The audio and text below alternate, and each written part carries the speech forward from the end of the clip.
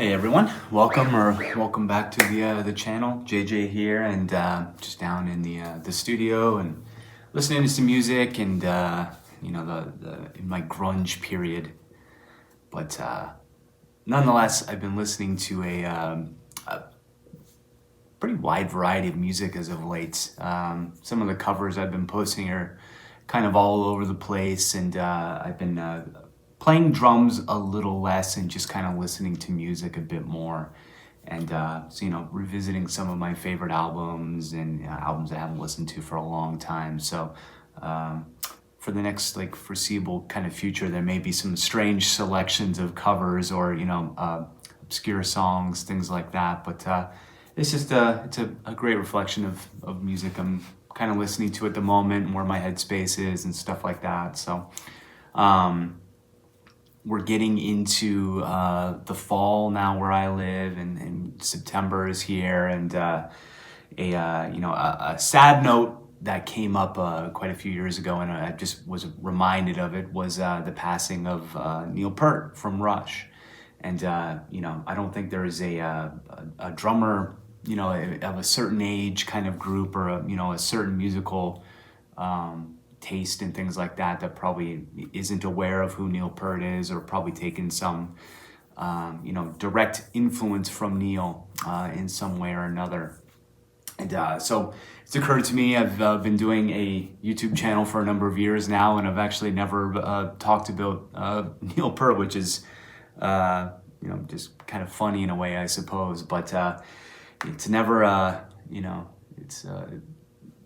it's never too late to get into it and start talking about that kind of stuff. So I thought I'd kind of make a 2-for-1 video, talk a little bit about Neil here and my favorite Rush album. So a bit of background for Neil Peart. As far as modern musicians go and things like that, I don't think there's probably a more influential drummer. There's, in my opinion, a real elite group and a very small group, and regardless of what you think of their ability and things like that, I think the influence is fairly undeniable. Controversial to some, sure, but Lars from Metallica, hugely influential. Say what you want about his playing, his influence is widespread. Ringo Starr, another hugely influential player of whatever you consider his talent to be. Great drummer in my opinion, but to some he's Paul McCartney's a better drummer. So the influence nonetheless is huge, and I think Neil is a very interesting case study, because he bridges kind of a few gaps. He's a drummer's drummer. He was in a band that was, cult status in a way, but I think through the years has really kind of cemented their legacy, and in more of the pop kind of music realms, especially a song like Tom Sawyer or something like that from Rush is still fairly popular on rock radio or classic rock radio at this point. But Neil was an interesting study because he could navigate being progressive, but also having this broader sense of appeal, where there was complexity and all these interesting things that were put into the music through him, but it was never got to the point where it was unapproachable for casual listeners in a lot of ways. And some of the early Rush stuff might kind of tend to be more on the progressive side. It's a little harder to wrap your head around. The barrier to entry is a little higher on that early Rush material.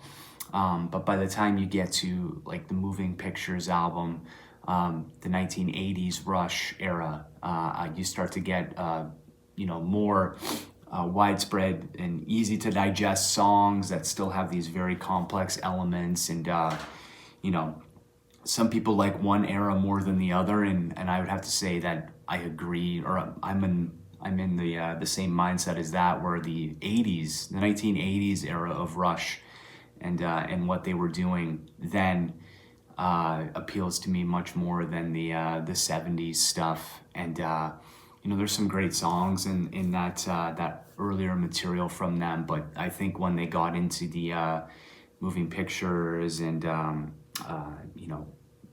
Hold Your Fire, like all those albums that came out in the 80s, I think there's something that connects me much more to the songs.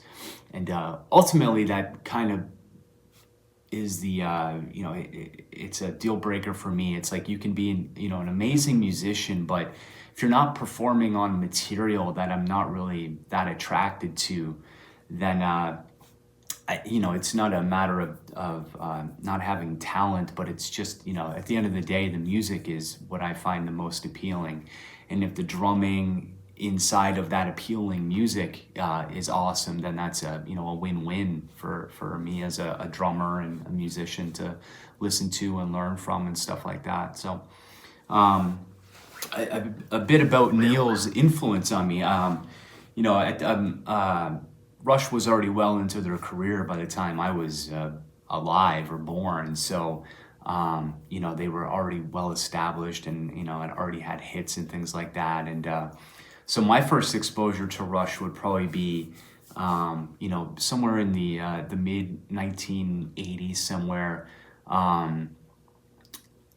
There's probably a time I would have heard them on the radio, but maybe not really connected, to the music or something like that. And the real distinct memory I have of like having a connection with things, there's actually two, and they come from different mediums. So the first one, one of my older siblings had an album, and it was called like Metal Massacre. It wasn't Metal Massacre, but it was the Canadian version of it was like a compilation album. Metal Masters, I think it was called. I still have both volumes of it, but it had a wide variety of material on it, and that was a really interesting album for me to get my hands on young, because it exposed me to a lot of bands that may have been under the radar, but because they were on this compilation, I heard them. There was Accept, and I think Sammy Hagar was on there. But Rush had a song on there, and that was one of the first kind of songs I really delved into from them on a deeper level than hearing it on the radio. And the song was Limelight. And,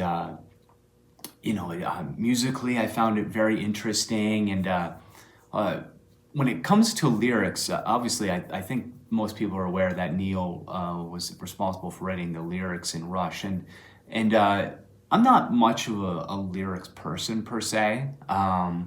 There's a handful of songs I connect to maybe like on a personal level, but I mean, the lyrics are secondary to me. The vocal melody is more important, but what the person's actually saying in the song, it's mostly inconsequential to me. Most songs, a lot of songs I don't even know what they're about. Like the lyrics end up becoming this thing you just repeat as, phrases like a lullaby. You don't know what it means, and you're just repeating it because it's the song. Like it doesn't get into a deeper meaning. But Limelight, when I had heard it, it was even at a young age, it was something I could really kind of connect to. There was something in the lyrics and, the way that Neil wrote about fame. Not that I was any kind of famous, but there was a deeper connection into the lyrics there for me, where it was just about personal connections and things like that. And, one of the lines it resonates, I think, with a lot of people, but I mean, throughout my life, it's kind of resonated with me more and more, is like, you can't pretend a stranger is a long-awaited friend. And, it's an interesting idea. And, as I learned more about Neil, it was interesting to learn about his battles with fame and being famous and all that kind of stuff. And, very interesting character that way. But yeah, my first listening experience via an album was a compilation and featuring Rush and the song Limelight. And the second exposure I would have had somewhere along the lines, probably, you know, the late 80s, early 90s.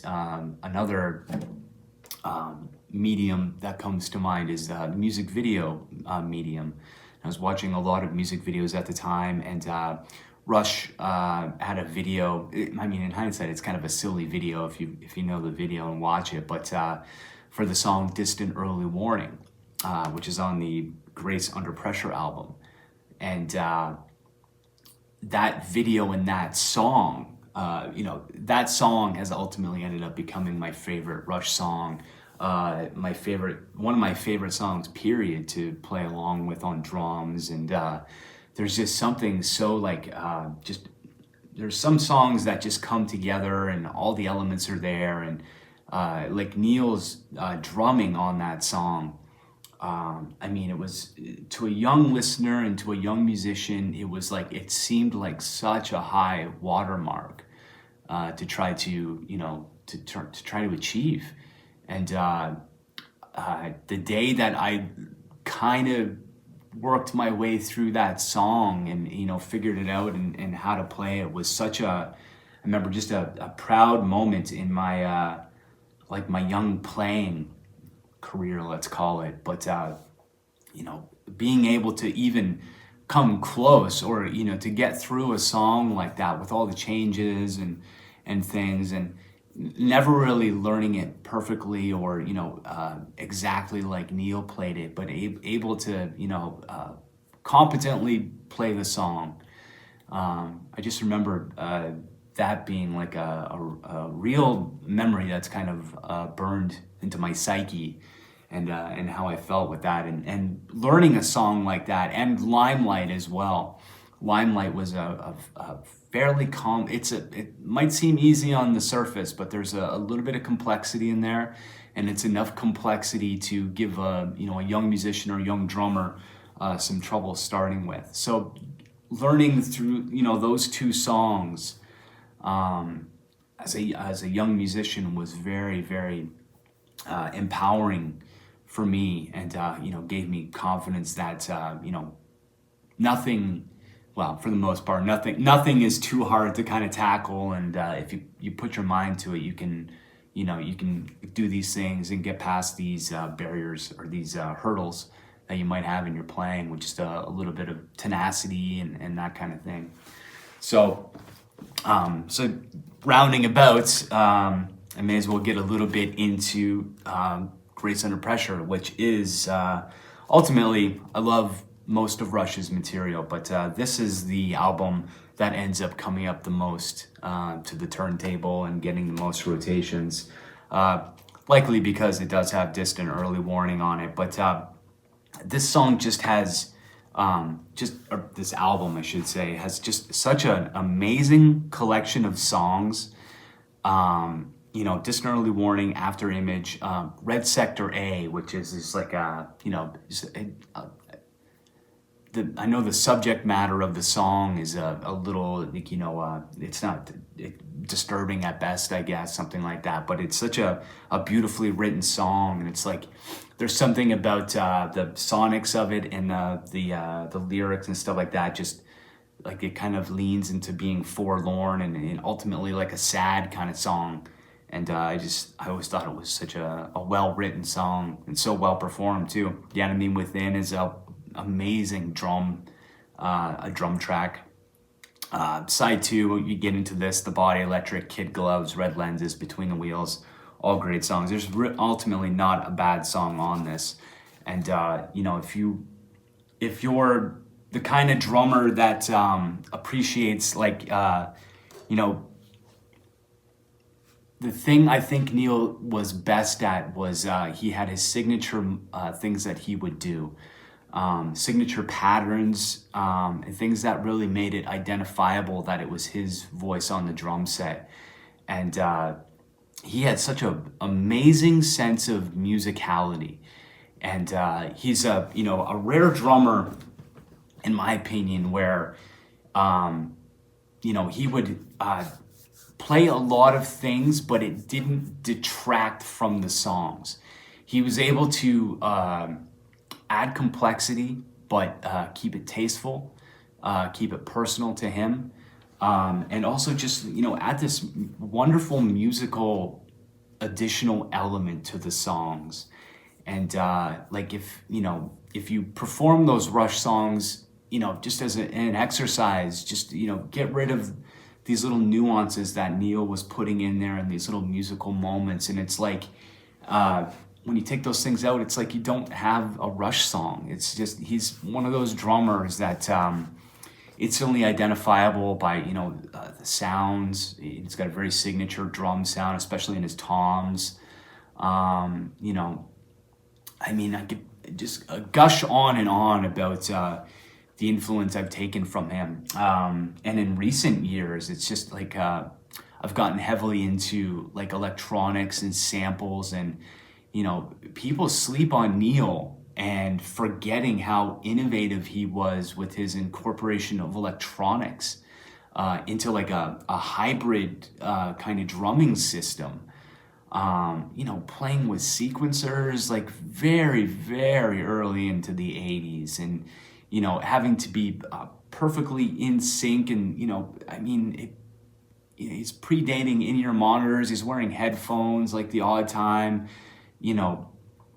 just that element of his playing, like the program that he was doing and the sounds he was getting. And just sometimes I think as musicians, you get a bit kind of like pigeonholed, or you get a bit kind of in your way.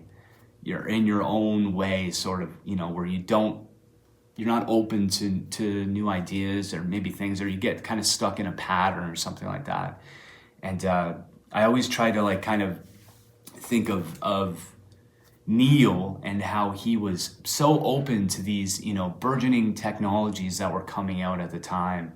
And, adoption of like MIDI and like sampling and, just these crazy like instruments that he would, marimba, and like these things he was incorporating into drum set and composition that were just so unique. And it's like, for being kind of pigeonholed as a rock drummer, it's like he was incorporating all of these different elements of like orchestra and things like that. And I couldn't say there's ever been a more adept three-piece band. I'm a big fan of a Canadian band called the Tea Party, and they've kind of had a similar thing. They've adopted electronics. They've three guys in the band. They're all multi-instrumentalists, and I've only briefly met those guys many years ago, and it never occurred to me to ask them, Rush and the influence and stuff like that. But I couldn't help but think like bands that are, have these wide open parameters must have taken a bit of that from Rush, and all the things that Rush and Neil incorporated into the music to make it so unique. But outside of the drumming, just Neil as a thinker, as a human, and as just a man. He was such an interesting guy. And I've talked about this in other videos, but the whole idea of like rock stars and Tommy Lee kind of type of drummer, I always felt like that stereotype was such a detriment to drummers as a whole. And Neil is the best example of the antithesis of Tommy Lee. I love Tommy Lee, don't get me wrong, but when if you were asking people, I think the general consensus is like people think more of drummers in rock and roll like in the Tommy Lee vein than they do the Neil Peart vein. And I was always fascinated by how articulate he was. He would come up with like, he was obviously featured in Modern Drummer quite often. And I used to read any and every article with him or pertaining to him, and was always able to glean something that was useful from that. He just had such a great way of talking about music and drums. And like an interesting thing, I remember when he was still with Zildjian, and he was talking about cymbals, and I never heard someone articulate cymbal sounds and what they're using them for in a musical context the same way as I read Neil talking about it in this article. He was talking about the hi-hats and the ride cymbal having this interplay, and almost like, they should lend a dancing feel to the song. And then cymbals were like punctuation marks, and certain cymbals were the exclamation, and this symbol is like a question. Like, he talked about, these musical things, and he was able to translate them into like this, beautiful kind of thought process. And it's just, I took so much like, inspiration from that kind of stuff from him, even outside of just the drumming, just the thinking about drumming. And it's just a wonderful time I had learning all that material. It was always a challenge. I still don't know half the songs I play correctly, but Neil was famously kind of rigid in his approach to music. But if you had read anything or seen interviews with him later in his life, he was open to adopting more of a improvisation, in his playing and in his drum solos. And he was, part of me can relate to that as well, where it's like you have to balance the performance with having fun and inspiring yourself, and kind of doing all that stuff. And so I know on a handful of the covers I've done, it's very polarizing. It's like there's an unwritten rule when you cover a Neil Peart or a Rush song that it's got to be played exactly. If people know that Neil used to try to replicate it exactly and never really deviated, then you're kind of held to the same standard as that. But it's interesting to see him kind of loosen up as he got a bit older and went away from the clinical nature of his drumming and started opening things up. I don't know if that's because he had lessons with Freddie Gruber, who was more of a jazz, like improvisational kind of player, or a bit looser of a drummer.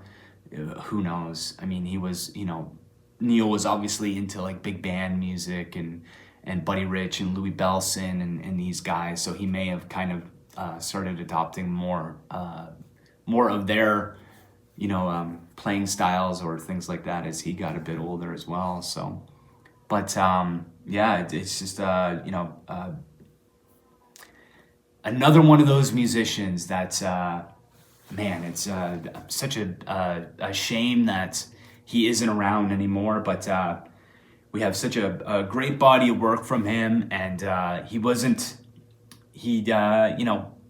out there in the media, and I know he didn't embrace fame and like to talk about that aspect of it.